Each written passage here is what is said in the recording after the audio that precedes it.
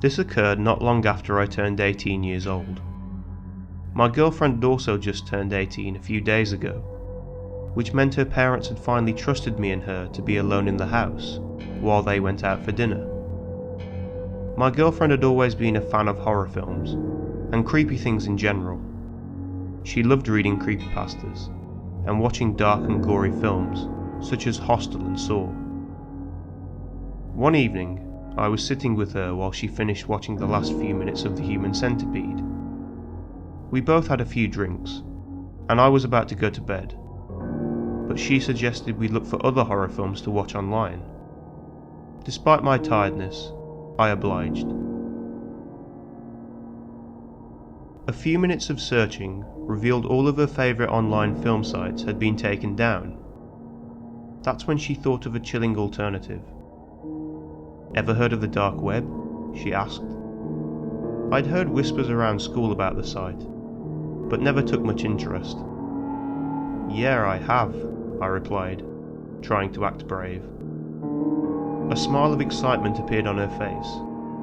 I could tell she was slightly drunk, and in that sort of I don't care what happens mood. I decided to go to the kitchen to fetch her some water. When I came back, I noticed she had a site opened called SensorView. The site displayed the pictures of movie posters I'd never seen before.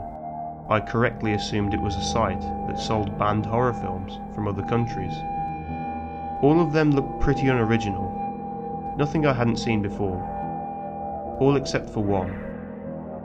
The one my girlfriend was hovering the mouse clicker over. The movie was called The Visiting. The display picture was simply a white background with The Visiting written in Arial black font. We were both fascinated as to what it was. I took out my iPhone and searched for the plot of the film. I found nothing, just a few stupid YouTube videos and irrelevant forums. However, when I looked back up from my phone, I caught a glimpse of my girlfriend typing her name and address into various boxes on a page titled Order Details, before, to my horror, she clicked the submit button. I was caught in a state of anger and shock. I assertively shouted at her, explaining how dangerous it was dispersing your personal details into such a fucked up place as the dark web.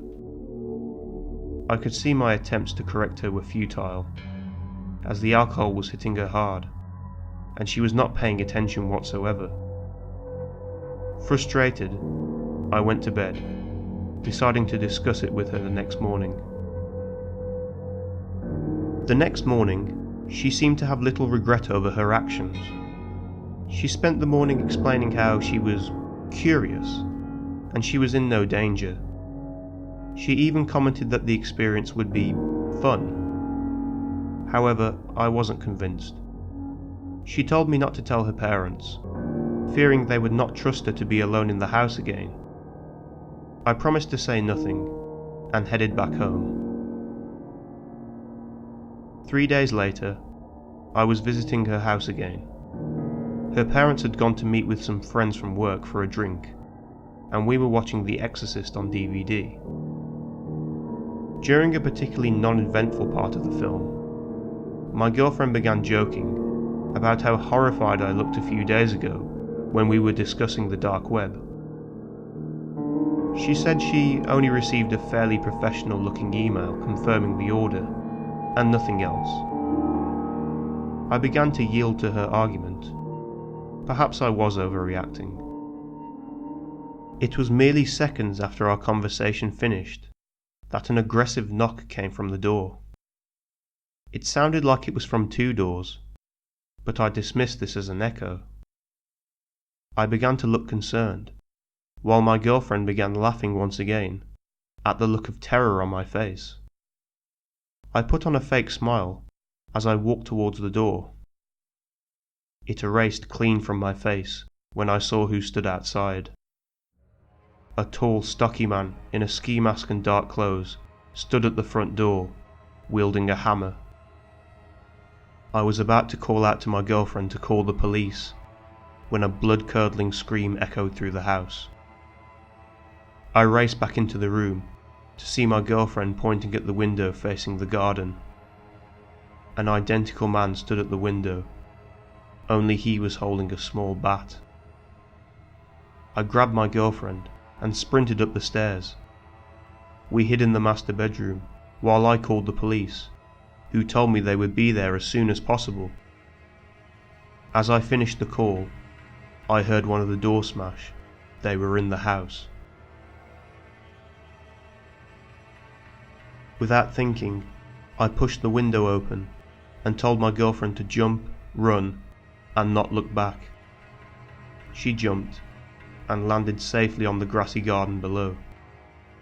I was about to follow, but hesitated, wondering if I could put up a fight, and in doing so, allow my girlfriend more time to escape.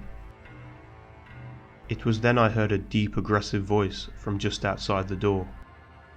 The man shouted something in a foreign language, while I heard laughs from the other two men outside. All bravery evaporated, and I jumped, landing harshly on my ankle. The adrenaline racing around my body allowed me to power through the pain, and I eventually caught up to my girlfriend.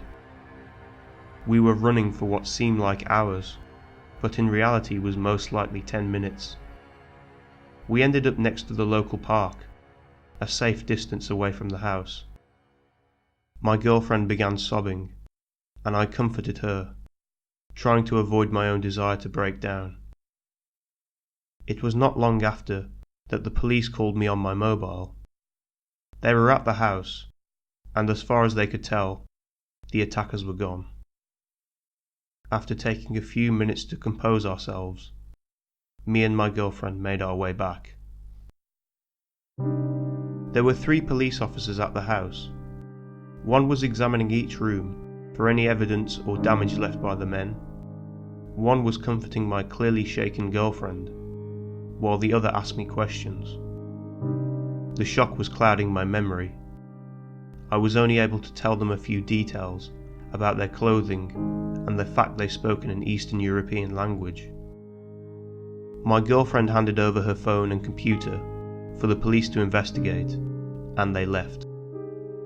They advised us to tell the homeowners of the situation, lock up, and suggested that everyone spend the rest of the evening with a friend or relative. So we both stayed at my parents' house, while my girlfriend's parents stayed with friends. I remember my girlfriend crying over the phone while telling them about the situation. They were furious. A few days later, the police visited my girlfriend. It was by luck that I was visiting that afternoon. Their investigations had led them to some disturbing findings. It turned out the visiting was a nickname locals in a small Polish town gave to a number of brutal murders that occurred in the 90s in that area. The murders were committed by an unknown gang and were initially dismissed as home invasions gone wrong. All the victims were bludgeoned to death in their homes, although nothing of value was taken from the house. It was only 2 years after the murders began that a family survived an attack by the gang. The husband was able to give the Polish police a few details of the attackers, but all that he revealed was that they wore ski masks, wielded blunt objects, and one had a video camera. However, the crucial evidence was that one of the attackers had dropped a backpack containing 1 blank videotape and 3 other tapes with content on them. The police came to a shocking conclusion that these men were creating snuff films to be sold to whatever sickos paid enough for them. A nationwide manhunt began, but after years of investigation, nothing was found. I remember feeling incredibly cold as the police told me their findings. They went on to tell me that the men most likely fled Poland during the police search and could possibly have entered the UK as workers when Poland joined the European Union. The only thing they knew for certain was that these men were operating once again, decades after their last murder. and they were using the dark web as a way of deciding their next victims. The police told my girlfriend's family to move in with a relative while the investigation was ongoing. It was not long after that my girlfriend broke up with me by her parents' wishes. I assumed her parents suspected me of forcing her into using the dark web. My girlfriend later discovered that various documents containing her information had been taken from the house. I'm not allowed to see her, but our parents still speak. From what they tell me, her mental state has become incredibly fragile. It broke my heart to hear this. I can safely say the police will never find the attackers using the information I gave, which means they will most likely strike again. I can only hope the next time they do it, it will lead to those bastards ending up behind bars, and not the creation of another videotape to add to their collection. Be safe, and avoid the dark web.